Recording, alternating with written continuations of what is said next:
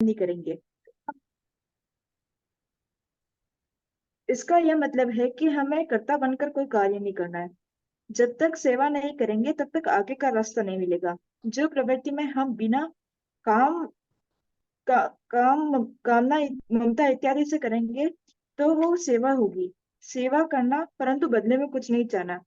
विश्राम से मनुष्य को अपना स्वरूप पता चलता है। साधक है वो गंगा जी की तरह सेवा करे, फिर जब विश्राम मिल जाए तब हिमालय की तरह सेवा करे। सेवा दोनों तरफ से करनी पड़ेगी। जो कार्य गुरु के द्वारा दे रखा है उसे करना चाहिए, अन्यथा फिर ममता कामना के द्वारा वो कार्य होगा होगा, फिर उससे हमारा ही नुकसान है। हमें परमात्मा से प्रार्थना करनी चाहिए कि हमें हमारे अंदर जितना विवेक था उस हिसाब से हमने आपके पास आना है। फिर परमात्मा हमारे विवेक में आकर हमारी मदद करेंगे। सब कुछ भगवत कृपा से होता है।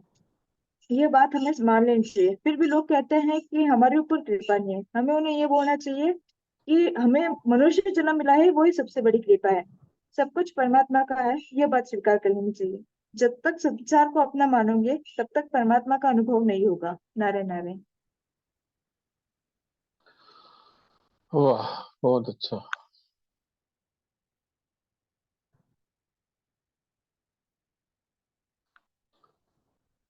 अब एक आपको बहुत अच्छी बात बताने का विचार आया। मुझे वो बात अच्छी लगी बहुत।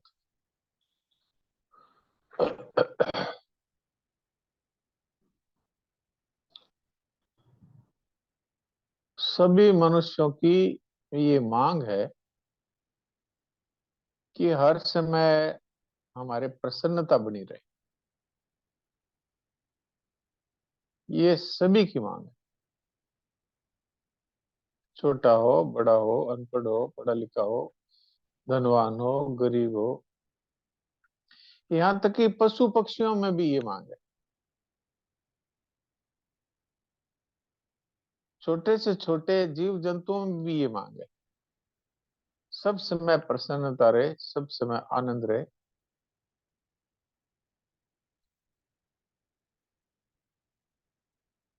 ये मनुष्य जीवन में संभव है, और जीव जंतु पशु पक्षी कीड़े मकोड़ों में ये संभव नहीं है। लेकिन मनुष्य जीवन में ये बात संभव है, और तत्काल हो सकती है, और किसी प्रकार की परिश्रम की आवश्यकता नहीं।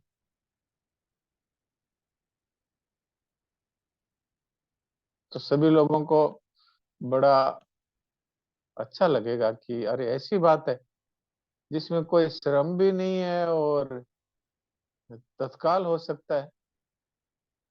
तो फिर इसको हमको जरूर समझना चाहिए, और हमको तत्काल ही जीवन में सदा के लिए प्रसन्नता आ जाए।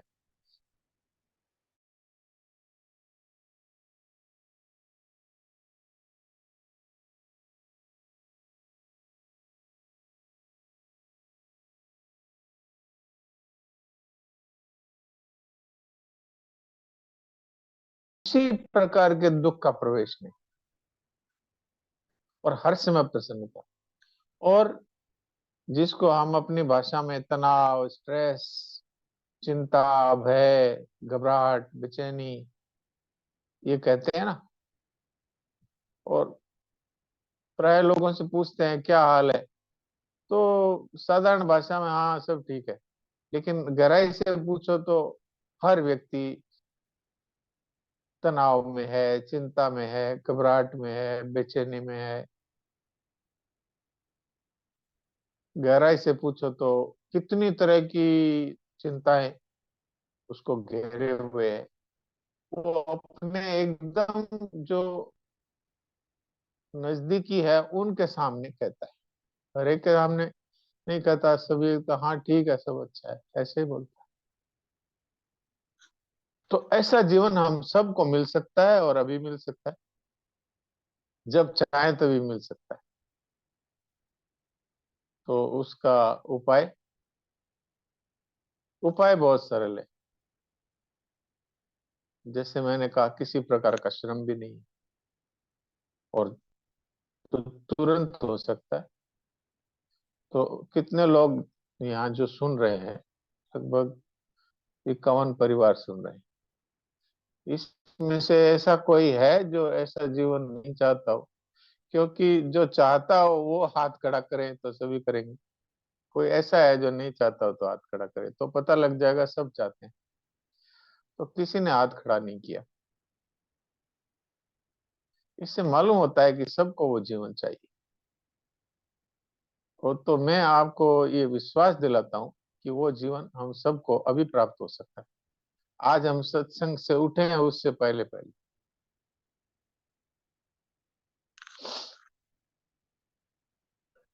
पर जो बात मैं बोल रहा हूं उसको तत्काल मानना पड़ेगा। बस इतनी बात। वो जीवन हमसे दूर नहीं है। उस जीवन को हमें लाना नहीं है, बनाना नहीं है। वो जीवन हमें अभी इसी समय प्राप्त हो सकता है। तो वो मैं बताता हूँ।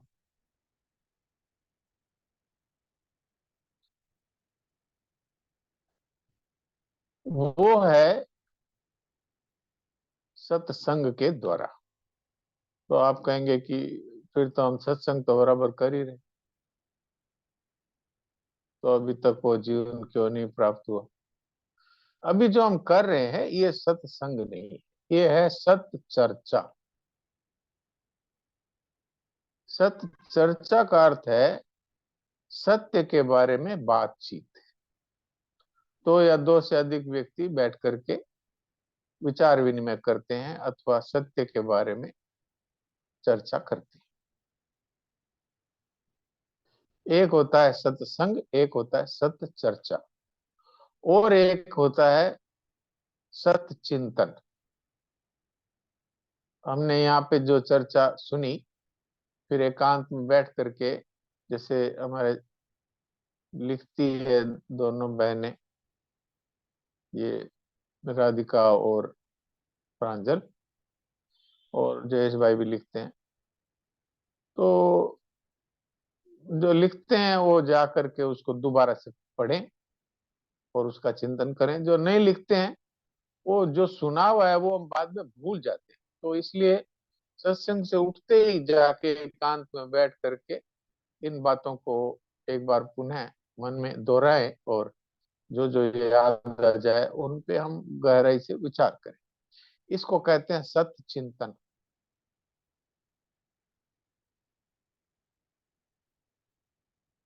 तो फिर सत्संग क्या है? सत्संग ये है कि जो बात हमने सुनी उसको हमने अपने जीवन में तत्काल ही स्वीकार कर लिया, और ऐसा स्वीकार किया कि फिर उससे उलट कोई भी बात हमारे जीवन में नहीं रह सकती। ऐसा स्वीकार किया। इसका नाम है सत्संग। कहने को तो ये हम जो अभी बात कर रहे हैं इसको हम सत्संग कहते हैं भाषा में, पर ये सत चर्चा है।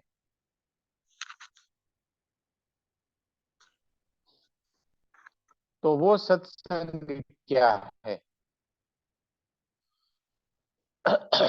वो मैं आपकी सेवा में रखता हूँ। हमारे जीवन में जो चिंता, भय, घबराहट, बेचैनी होती है वो इस बात को लेकर होती है कि हमारे शरीर, हमारे परिवार और हमारी संपत्ति, इसका कोई नुकसान न हो जाए। इस बात को लेकर के हमारे चिंता होती है, घबराहट होती है, बेचैनी होती है। मन के प्रतिकूल अगर शरीर में कुछ खराबी आ जाए तो दुखी होते हैं। परिवार में कोई मन के विरुद्ध बात हो जाए, कोई परिवार के सदस्य को अगर नुकसान हो जाए या वियोग हो जाए, अथवा संपत्ति का कोई नुकसान हो जाए, कोई वियोग हो जाए, तो हम दुखी हो जाए।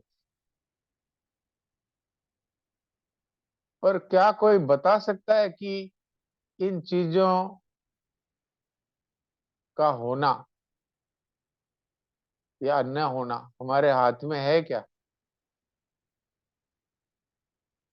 किसी का मरना, धन का नाश होना, शरीर का अस्वस्थ होना, अथवा किसी भयंकर बीमारी का आ जाना, क्या इन चीजों पे हमारा वश चलता है? नहीं चलता। तो दुखी होते हैं, वो दुख कैसे मिटे?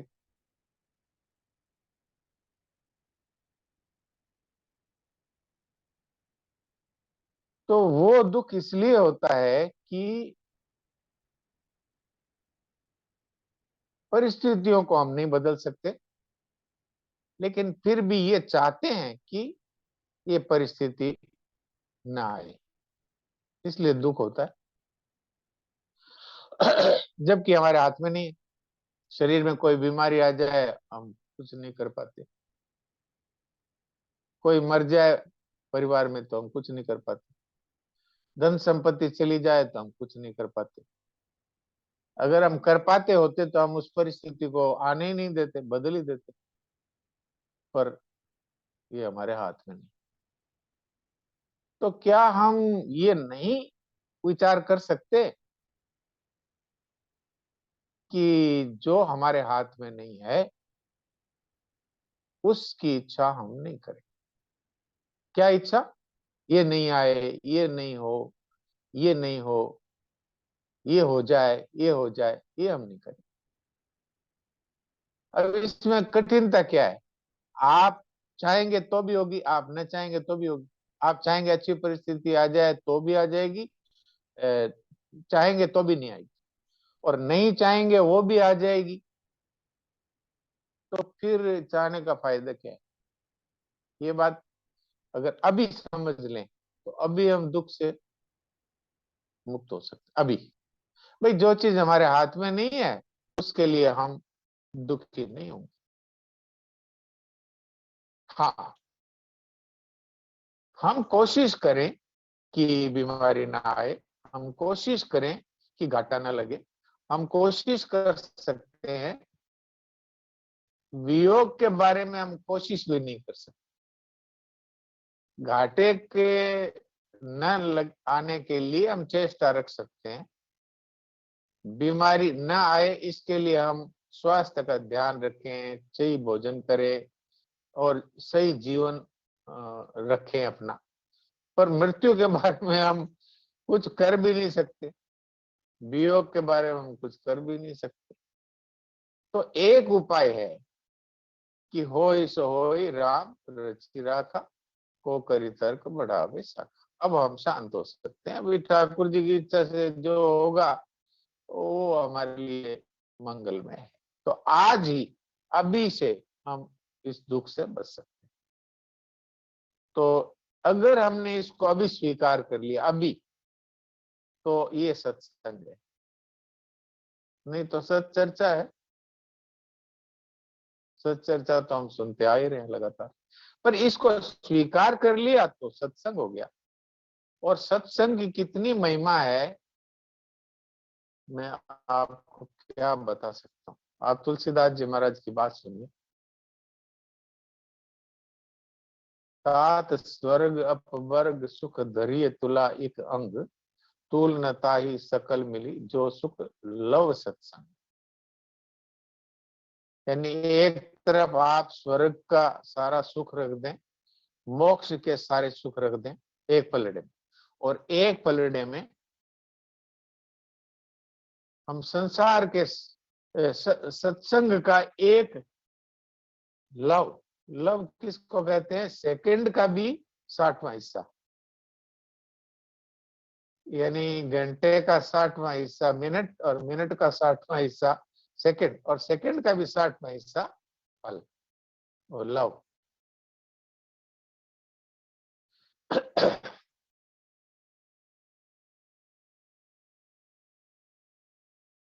इसके बीच में एक और है, सेकंड के 60वें हिस्से में पल और पल के 60वें हिस्से में लव, और इससे भी नीचा है एक, लव के 60वें हिस्से में निमिष। आप सोचिए सेकंड का कौन सा हिस्सा हुआ, 120वां हिस्सा हो गया। इतना छोटा सत्संग, इतने समय का सत्संग, वो संसार के सारे सुख और स्वर्ग के सारे सुख और मोक्ष के सुख को भी अगर तोले तो ये भारी पड़ेगा सत्संग। वो सत्संग हमारे अभी हो सकता है और उससे दुख तत्काल मिट सकता है। और एक बात,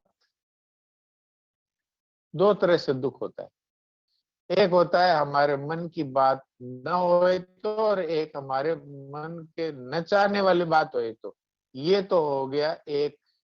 एक दूसरी बात ये है कि हमने एक बेईमानी अपने जीवन में रखी हुई है, उस बेईमानी के कारण से हम दुखी रहते हैं। एक तो मैंने कारण बता दिया कि हम न चाहते वो हो जाता है तो दुखी हो गए, और जो चाहते हैं वो नहीं होता है तो दुखी हो गए। अब दोनों में ही हमारे हाथ में कुछ नहीं है। तो इसको अभी जो समझदार होगा वो अभी छोड़ देगा। कुत्ते को बिल्ली को कहे तो वो नहीं छोड़ सकता इसको। आप और हम छोड़ सकते हैं, क्योंकि भगवान ने हमको ऐसी शक्ति दी है, विवेक दिया है कि भाई जो चीज हमारे बस की नहीं है हम उसको छोड़ते हैं। आज से जो होना है उसी में प्रसन्न है।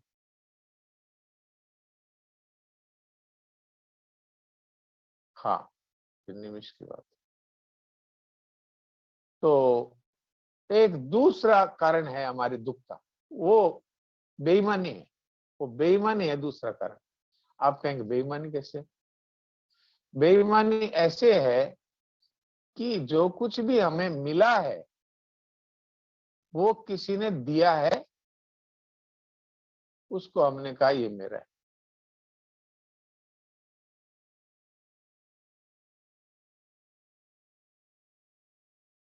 आप कहेंगे मिला है, इसकी क्या पहचान है? इसकी पहचान ये है कि देने वाला देता भी है और उसको बिना पूछे ले भी लेता है। तो जिसकी है वही तो ले सकता है हमसे बिना पूछे। जैसे हम किसी कंपनी में काम करते हैं और कंपनी हमको कार देती है भैया आपके जाने आने के लिए, आपको एक वो क्वार्टर या बंगला देती है आपके रहने के लिए, आप उसको कहते हैं ये मेरा है, तो आप बेईमान हुए कि ईमानदार? बेईमान हुए। बेईमान हुए तो आपको कान पकड़ के बंगले से भी निकाल देंगे और कार भी छीन ली जाएगी। तो सिद्ध हुआ कि हमारी नहीं थी। तो ईमानदार कौन है? जो काम में लेता है लेकिन अपना नहीं मानता। तो बेईमानी छोड़नी है। जो कुछ भी हमें मिला है वो सब का सब किसी का है, और जिसका है उसी का मानते हुए इसको काम में लो।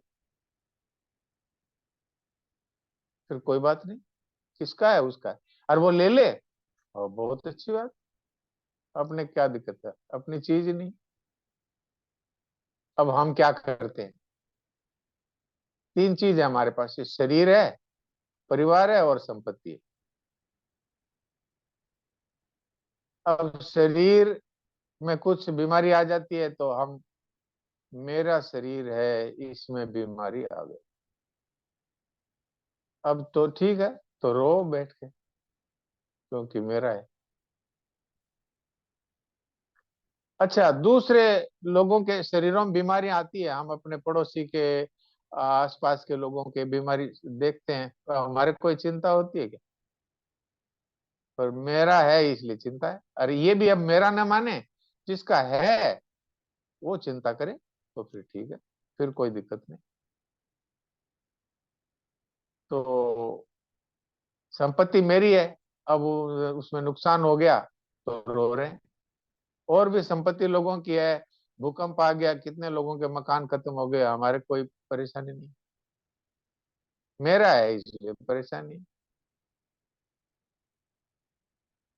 परिवार कितने हैं, वो परिवार के परिवार खत्म हो गए, हमारे कोई फर्क नहीं पड़ता। हमारे घर का एक मेंबर जिसको हमने मेरा ऐसा माना है, वो अगर उसको कुछ हो जाए तो दुखी हो गए।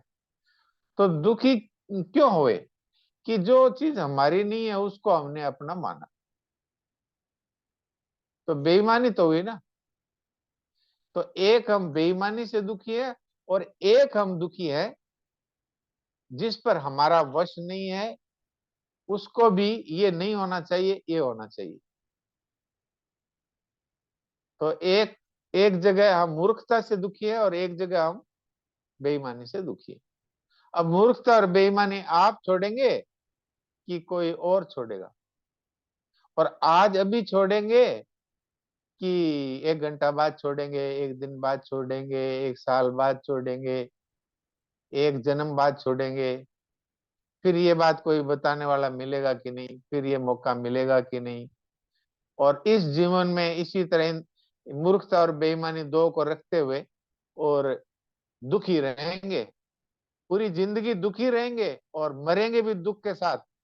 और फिर जिस योनि में जाएंगे उसमें केवल दुख ही दुख है, वहां तो वो दुख भोग के लिए ही वो योनि मिली। और फिर कब मनुष्य जीवन मिलेगा, कब ये बात सुनने को मिलेगी, और कब हम इस बारे में विचार करेंगे, जबकि इसमें कोई श्रम नहीं है। इसमें न तो कोई श्रम है, अभी छोड़ दो, क्या इसमें पसीना आता है? कोई श्रम नहीं है। अच्छा, अभी छोड़ दो, तो क्या इसमें कोई समय लगेगा? क्या इसका अभ्यास करेंगे? तो अभ्यास नहीं है, समय भी नहीं लगता। और छोड़ते ही जीवन में से दुख निकल जाएगा, ये बात सबको माननी पड़ेगी। कोई नहीं मानता है तो हाथ खड़ा करे। अच्छा, फिर आप मानेंगे तब आपका दुख मिटेगा, कि कोई दूसरा मान लेगा उस तब आपका दुख मिटेगा? अच्छा, मानने में आप स्वतंत्र हैं कि पराधीन? इसका नाम है सत्संग। बेईमानी छोड़ दो, सत्संग हो गया। मूर्खता छोड़ दो, सत्संग हो गया। अब आप सत्संग करेंगे या सत चर्चा में ही मजे लेते रहेंगे? क्या बात, तो बहुत आज तो ऐसी बात कही कि बस हमारे सारी गांठें खुल गई। क्या आज का सत्संग था, वाह वाह, बहुत अच्छा। फिर वो कुछ दिन में फिर पूछा जाए कि अब दुख तो नहीं है ना जीवन में, कि अभी चिंता तो है, घबराहट भी है, बेचैनी भी है, तो मूर्खता और बेईमानी छोड़ी नहीं। तो आप सत्संग कब करेंगे, इस पे विचार करें। सत चर्चा करेंगे, सत चिंतन करेंगे, कोई सत्कर्म भी करेंगे, पर सत्संग कब करेंगे? आप कहेंगे सत्कर्म करें या नहीं करें? जरूर करें, दान भी देना है, मंदिर भी जाना है, पाठ भी करना है, पूजा भी करनी है, जप भी करना है, ये करना है। इसको छोड़ने की बात नहीं है, ये सब सत्संग में सहायक है। सत चर्चा भी सत्संग में सहायक है, सत चर्चा से ही तो सत्संग की बात मिली है अपने को।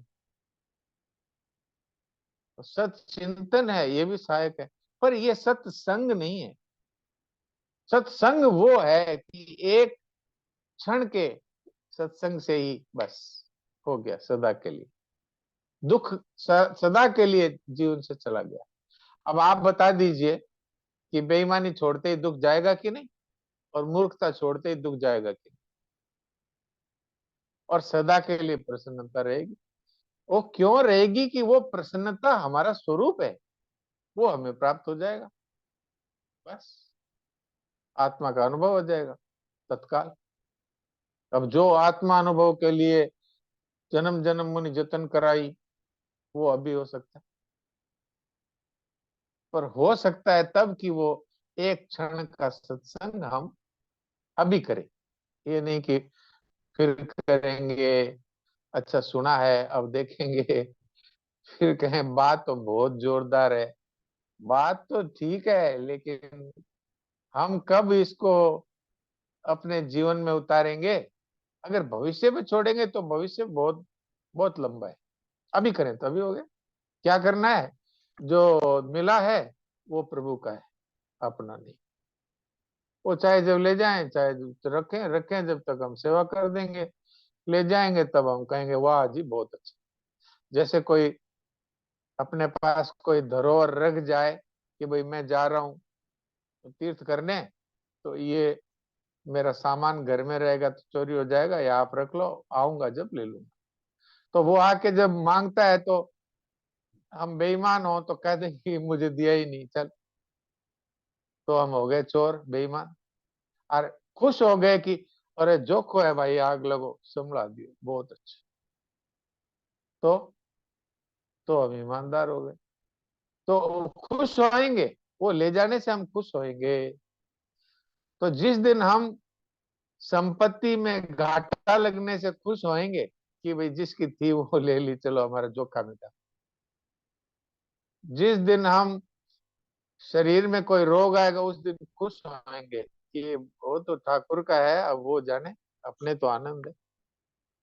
और जिस दिन किसी का वियोग होगा उस दिन हम कहेंगे कि वाह, कोई बात नहीं है, जिनका है वो चाहे जहाँ रखें, इस विभाग से हटा के उस विभाग में रख दिया। अरे भाई, मृत्यु लोक से उसको स्वर्गलोक भेज दिया तो अपने क्या दिक्कत आई? पर हम बेईमान है तो कहेंगे मारी चीज है, क्या ले गयो।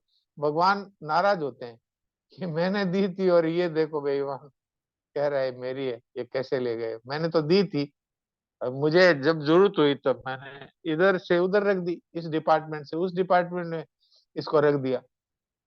पर ये बेईमान है, देखो इस मिली हुई वस्तु को इसने कहा ये मेरी है। ये बेईमानी का ही तो जन्म मरण है, और बेईमानी का ही ये सारा का सारा दुख है। ईमानदार को दुख हो सकता है क्या? अब देख लो भाई, मैंने तो बात तो संतों से सुनी है, वो बहुत गंभीर बात थी, वो सरल शब्दों में आपकी सेवा में रख दी। चंदा जालान क्या पूछते हैं? जितने भी प्रश्न हो आप लोग करें, अपने को तो सत्य से सत्संग करना है। चंदा जी, आप कुछ पूछना चाहते हैं तो मैंने आपको बोलने का अवसर दिया है।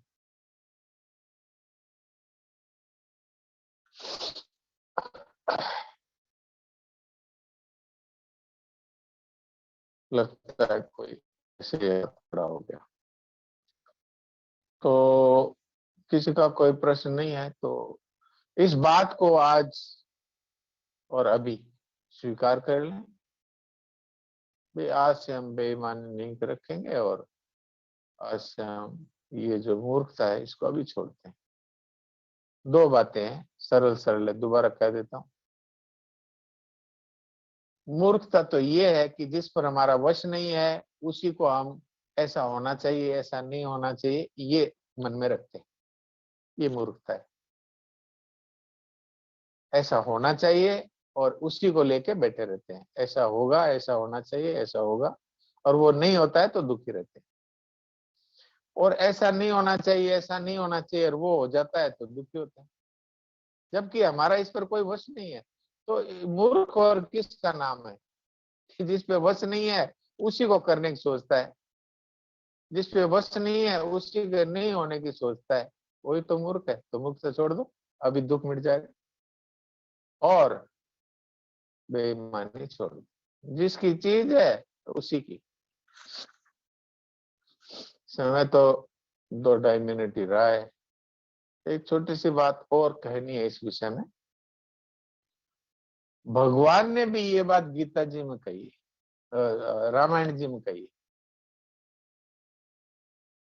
कि जितने भी संसार की वस्तुएं हैं इनकी ममता का तागा मेरे पांव में बांध दो।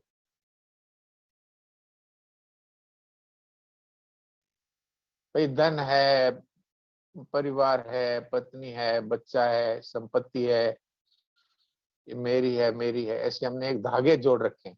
तो इन धागों को एक करके और सब कर ममता ताग बटोरी, मम पद मन ही बांध पर डोरी।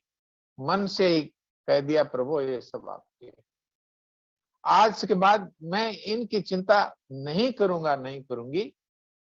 आज के बाद में मेरा काम है आपके दिए हुए सामान और व्यक्तियों की सेवा करना और उसका सदुपयोग करना। आप ले जाओ तो बड़ी आनंद की बात है, आप रखो तो हम सेवा कर देंगे, बस।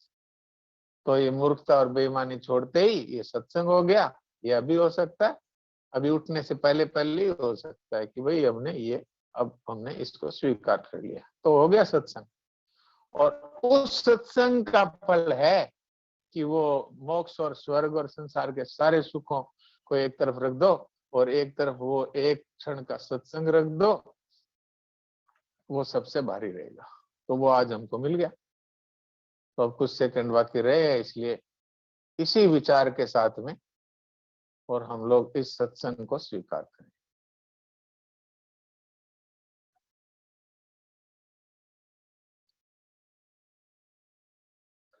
थोड़ी देर के लिए चिंतन रहित हो जाएं और फिर घर जाकर के इस विषय को गंभीरता से सोच के, अगर अभी निश्चय कर लिया है तो वो ठीक है, नहीं तो घर जाके इसको निश्चय करें या एकांत में बैठ के निश्चय करें।